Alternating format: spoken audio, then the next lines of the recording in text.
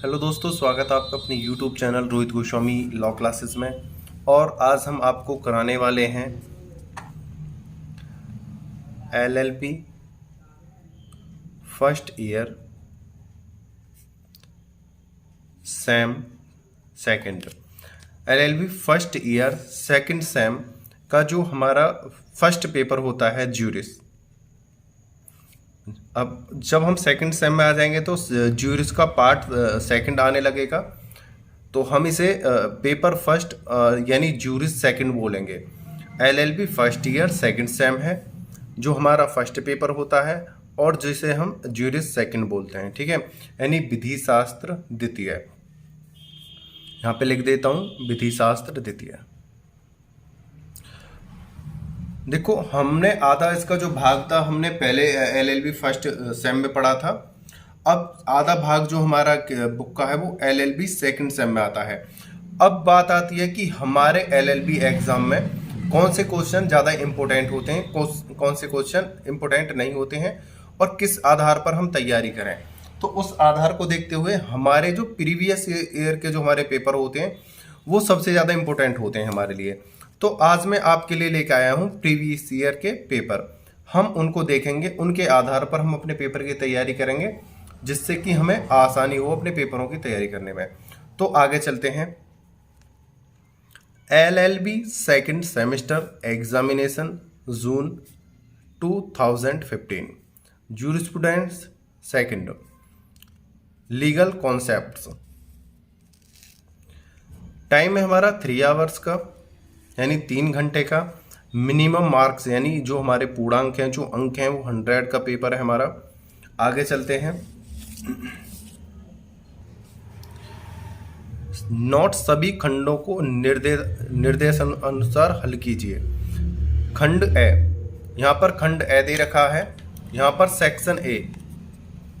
Note सभी प्रश्नों को कीजिए, यानी कि हमको इसमें 5 क्वेश्चन दिए गए होते हैं, पांचों के पांचों करने होते हैं। जो फर्स्ट क्वेश्चन है हमारा, निर्णय के आधार और प्रासंगिक विचार के क्या अंतर हैं।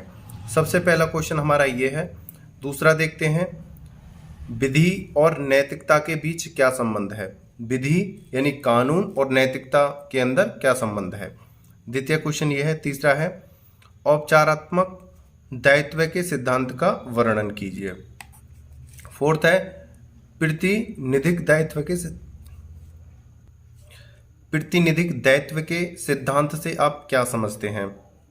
और फिफ्थ है हमारा, आधिकारिक और अनुयायी पूर्व निर्णय को समझाइए। ये हैं हमारे 5 शॉर्ट क्वेश्चन जिनको हम वेरी शॉर्ट या अति लघु भी बोलते हैं। अब कोरोना काल की वजह से जो अब हमारे फर्स्ट सेम के एग्जाम हुए थे वहां पर हमें शॉर्ट क्वेश्चन, वेरी जो शॉर्ट क्वेश्चन थे 2 करने को आए थे। लेकिन अब आप ये मत सोचना कि अब हमारे वेरी शॉर्ट क्वेश्चन भी 2 करने को आएंगे, क्योंकि उस समय कोरोना काल था और एग्जाम के टाइम को देखते हुए जल्दी करा दिया था। लेकिन अब के जो मेरा अनुमान है, जो एग्जाम होंगे अब के उनका टाइम बढ़ा दिया जाएगा और हमें पूरा ही पेपर करना होगा। अब खंड ब पे चलते हैं। किन्हीं 2 प्रश्नों को कीजिए। इसमें है खंड ब, जिनको हम शॉर्ट क्वेश्चन बोलते हैं, जिन्हें शॉर्ट क्वेश्चन, लघु उत्तरीय क्वेश्चन बोलते हैं। अजन्मे बच्चे का विधिक व्यक्तित्व। अजन्मे बच्चे का विधिक व्यक्तित्व। स्वामित्व को परिभाषित कीजिए तथा इसके तत्वों की व्याख्या कीजिए। इसका ये क्वेश्चन द्वितीय है, सेकंड है, और वैसे अगर काउंटिंग करें पूरे पेपर का तो 7 है। दंड के विभिन्न सिद्धांतों का वर्णन करें। ये है हमारा लास्ट क्वेश्चन खंड ब का, जो हमारा शॉर्ट क्वेश्चन होता है, जिसे लघु उत्तरीय प्रश्न कहते हैं। आगे चलते हैं। खंड से जो हमारे लॉन्ग क्वेश्चन होते हैं, जो वेरी वेरी इंपॉर्टेंट होते हैं हमारे लिए प्रिपरेशन के लिए, और ये प्रीवियस ईयर का पेपर है हमारा 2015 का, ठीक है। आगे चलते हैं। किन्हीं 3 प्रश्नों का उत्तर दीजिए। प्राकृतिक एवं विधिक व्यक्ति के अंतर को स्पष्ट कीजिए। निगमित व्यक्ति के सिद्धांतों को समझाइए। फर्स्ट क्वेश्चन हमारा ये था। सेकंड क्वेश्चन देखते हैं।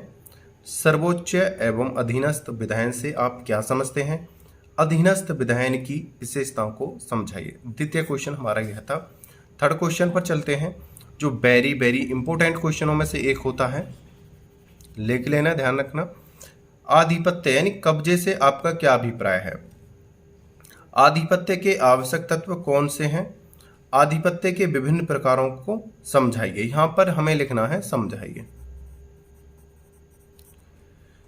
आगे चलते हैं, नेक्स्ट क्वेश्चन है हमारा, संप्रभुता से आप क्या समझते हैं? ऑस्टिन के प्रभुसत्ता सिद्धांत की समीक्षात्मक परीक्षण कीजिए। क्या यह सिद्धांत भारत में लागू होता है? यह क्वेश्चन वेरी इंपॉर्टेंट क्वेश्चनों में से एक है। आगे हमारे ये लॉन्ग क्वेश्चन थे, 4 लॉन्ग क्वेश्चन में बता दिए हैं। एक क्वेश्चन और है हमारा, उसे भी देखते हैं।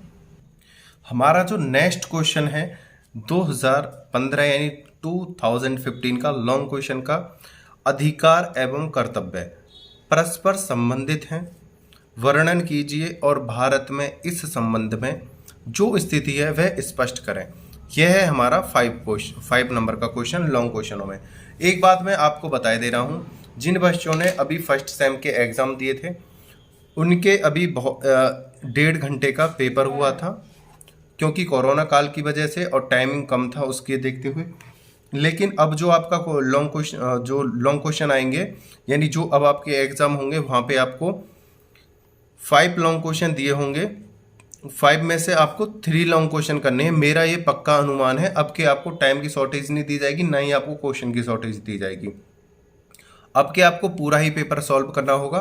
5 आपको वेरी शॉर्ट करने होंगे और 2 आपको शॉर्ट करने होंगे और 3 आपको लॉन्ग क्वेश्चन करने होंगे। उसी आधार पर आप अपनी प्रिपरेशन अच्छे से करना, ठीक है।